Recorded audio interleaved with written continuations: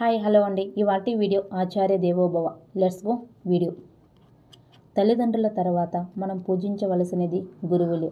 ఒక ఊరిలో సీను అనే ఒక ఉపాధ్యాయుడు ఉండేవాడు.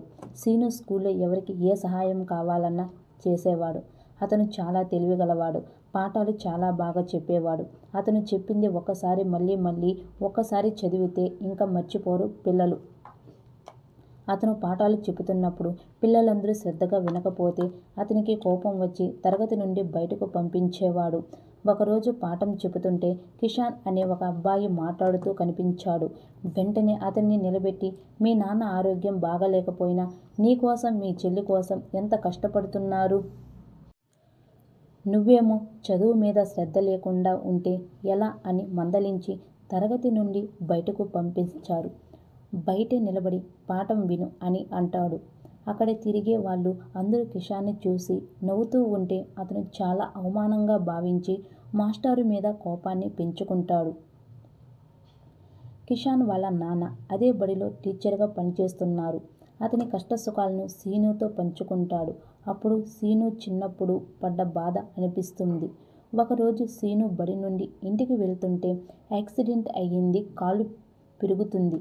ఈ విషయం తెలిసిన విద్యార్థులు, టీచర్లు అందరూ చాలా బాధపడతారు. మాత్రం తన వల్లే ఇలా జరిగిందని సంతోషపడతాడు. ఒకరోజు కిషాన్ వాళ్ళని షేర్ని తీసుకొని సీను మాస్టర్ని చూడటానికి వెళ్తాడు. అదే సమయంలో కిషాన్ వాళ్ళ క్లాస్మేట్ అందరూ కూడా మాస్టర్ని చూడడానికి వస్తారు.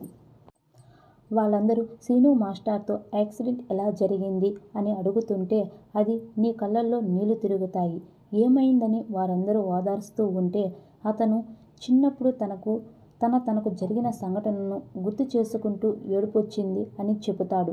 ఏంటి సంఘటన అని అందరూ అడిగితే సీను మాస్టారు ఇలా చెప్పడం మొదలుపెట్టాడు. మాది పల్లెటూరు. మా అమ్మా నాన్నలు పొలం పనులు చేసుకునేవారు. పొలంలో ధాన్యం పండితేనే మాకు తినడానికి తిండి ఉండేది. వేరే ఆధారం ఏమీ లేదు. మా ఊరిలో ఒక చిన్న బడి ఉండేది. నాకు ఉన్న చదువు మీద ఇష్టం వల్లే నేను బడికి వెళ్ళి శ్రద్ధగా చదువుకునేవాడిని. కొన్ని రోజుల తర్వాత పొలంలో జారిపడి మా నాన్నకి కాలు విరిగింది. దాంతో పొలానికి వెళ్ళలేకపోయినాను. అయినా సరే ఖాళీగా ఉండకుండా ఇంట్లో కూర్చొని బుట్టలెల్లేవాడు. మా అమ్మ ఇంట్లో పని చేసుకుని పొలానికి వెళ్ళేది. మా అమ్మ కష్టాన్ని చూసి బడి మానేద్దాం అనుకున్నా. కానీ మా అమ్మ ఒప్పుకోలేదు. కష్టపడి చదువుతావు, మంచి మార్కులు వస్తున్నాయి, బడి మానేయొద్దు అని అంది. నువ్వు మంచిగా చదివి మీ ఊరిలో ఒక పెద్ద స్కూల్ కట్టించు అని చెప్పింది. హై స్కూల్ చదువు కోసం పక్క ఊరికి వెళ్ళి చదువుకోవాలి. ఊరిలో వారికి ఆ ఇబ్బంది లేకుండా నువ్వు చెయ్యాలి అని అంది. నేను పొద్దున్నే లేచి ఇంటింటికి తిరిగి న్యూస్ పేపర్ వేసేవాడిని. మా ఇంట్లో ఆవులు ఉండేవి. పాలు తీసి అందరికీ అమ్మి వచ్చేవాడిని. ఆ తర్వాత బడికి వెళ్ళి వచ్చి పొలానికి వెళ్ళి మా అమ్మకు సహాయం చేసేవాడిని. రాత్రిపూట కూర్చొని లాంతరు వెలుగులో చదువుకునేవాడు. అలా నా చదువు కొనసాగింది. చదువుకొని ప్రభుత్వ ఉపాధ్యాయుని అయ్యాను. తర్వాత మా ఊరిలో స్కూల్ కట్టించాను. ఇప్పటికీ వారం మా ఊరికి వెళ్ళి అక్కడ పిల్లలు బాగా చదువుతున్నారా లేదా అని చూసి వాళ్ళకి ఏమైనా సందేహాలుంటే తీర్చి వస్తాను. ఇప్పుడు నా తల్లిదండ్రులకు ఏ కష్టం కలగకుండా చూసుకుంటున్నాను. అందుకే మిమ్మల్ని అందరినీ కూడా మంచిగా చదువుకొని మంచి మార్కులు తెచ్చుకోవాలని చెప్తాను. వాళ్ళ తల్లిదండ్రులు మన కోసం ఎన్నో త్యాగాలు చేసి ఎంతో కష్టపడతారు. వాళ్ళకి కావాల్సింది మనం మంచి స్థాయికి రావడమే. అది మనం సాధించి చూపించాలి. అర్థమైందా పిల్లలు అని అడుగుతాడు. వెంటనే కిషాన్ కళ్ళ నుండి నీరు గారిపోతుంది. మాస్టారు కాళ్ళ మీద పడి, నన్ను క్షమించండి మాస్టారు. మీరు నన్ను తరగతి బయట నిలబెట్టినందుకు మీకు ఇలా అయిందని అనుకున్నాను. కానీ మీరు మా మంచి కోసమే చెప్పారని అర్థం చేసుకోలేకపోయాను అంటాడు.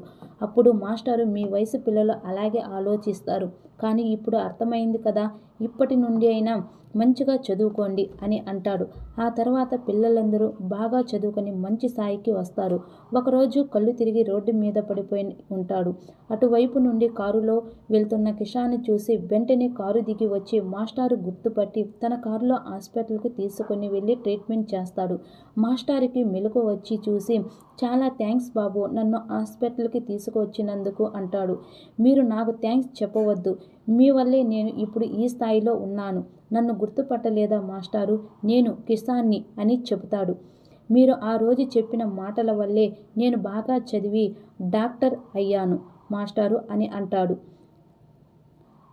అని మాస్టారు కాళ్ళకి దండం పెడతాడు. ఆ మాటలకి సీను మాస్టర్ చాలా సంతోషపడ్డాడు. నువ్వు ఈ స్థాయికి రావడం నాకు చాలా గర్వంగా ఉంది అంటాడు. మనకు విద్య బుద్ధుల సంస్కారాన్ని నేర్పిన విజ్ఞానాన్ని పెంపొందించి మంచి పౌరులుగా తీర్చిదిద్దే గురువులకు వందనం, పాదాభివందనం. గురువుకి అర్థం. గు అనగా విద్యార్థుల పట్ల గురుతరమైన బాధ్యత వహించువాడు. రు అనగా విద్యార్థుల్లో ఉన్న రుగ్మతలను తొలగించువాడు. ఉ అనగా ఉన్నత విద్యలో విలువను పైకి తీయువాడు. చదువు నేర్పే గురువు, సంస్కారం నేర్పే గురువు, విద్యార్థులకు ప్రేమ పంచేది గురువు. దైవ సమానుడే గురువు. ఆచార్య దేవోభవ. ఈ వీడియో కానీ నచ్చినట్లయితే తప్పకుండా మీ ఫ్రెండ్స్ అండ్ ఫ్యామిలీకి షేర్ చేయండి. ఈ వీడియో ప్రతి ఒక్కరికి నచ్చుతుంది. తప్పకుండా ఈ వీడియో అయితే అందరూ చదవండి. థ్యాంక్ యూ అండి. రేపు మీ ముందుకైతే ఒక మంచి బ్యూటిఫుల్ వీడియోతో అయితే వస్తాను. ఎవరు కానీ ఈ వీడియో మిస్ చేసుకోకండి. Thank you. Bye bye.